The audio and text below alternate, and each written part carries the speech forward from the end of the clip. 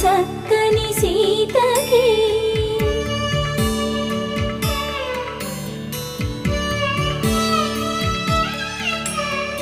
ఎర్ర జాబిలి చేయి రాముడేడని అడుగుతుంటే చూడలేదని పెదవి చెప్పలేమని కనులు చెప్పే నల్ల పూసై